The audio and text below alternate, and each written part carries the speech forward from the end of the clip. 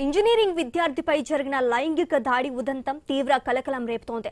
హైదరాబాద్ శివారు ఇబ్రహీంపట్నంలో ఘటన అయితే చోటు చేసుకుంది. స్నేహం పేరుతో నమ్మించి తోటి విద్యార్థినిపైనే ఓ కామాంధుడు వికృత చేష్టలకు పాల్పడ్డాడు.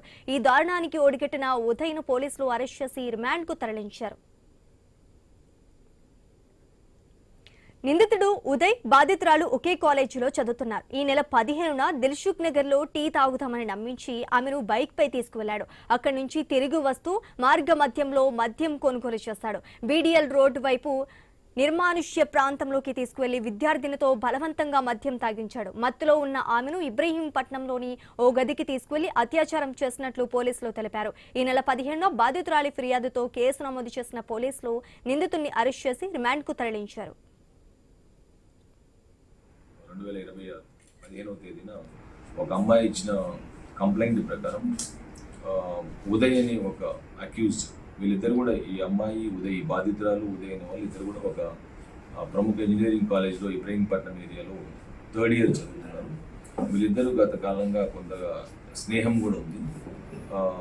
ఇతను ఆ అమ్మాయికి ఫోన్ చేసి, ఇద్దరు కూడా వీళ్ళు బయట రూమ్ తీసుకొని ఉంటున్నారు, ఆ కాలేజ్లో చదువుతున్నారు.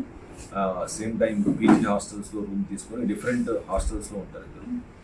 సో ఇతను ఆ అమ్మాయికి కాల్ చేసి మనం దిల్సుఖ్ నగర్ ఏరియాకి వెళ్ళేసి టీ తాగిద్దామని చెప్పేసి వాళ్ళు ఆ అమ్మాయిని ఇతను పిక్ చేసుకొని తన హాస్టల్ దగ్గర నుంచి దిల్సుఖ్ నగర్ ఏరియాకి వెళ్ళి వాళ్ళు టీ తాగిన తర్వాత రిటర్న్ జర్నీలో ఒక చోట ఆపి ఒక మద్యం షాప్ దగ్గరికి వెళ్ళి అక్కడ మద్యం కొనుగోలు చేసి అక్కడి నుంచి తర్వాత లీజర్గా వాళ్ళు బీడీఎల్ రోడ్లోకి వెళ్ళి అక్కడ కార్ ఆపి ఆ అమ్మాయితో బలవంతంగా మద్యం అమ్మాయికి తాపించి అక్కడి నుంచి మళ్ళా డిలే నైట్ అయిపోయింది, అరౌండ్ 11 o'clock అయిపోయింది.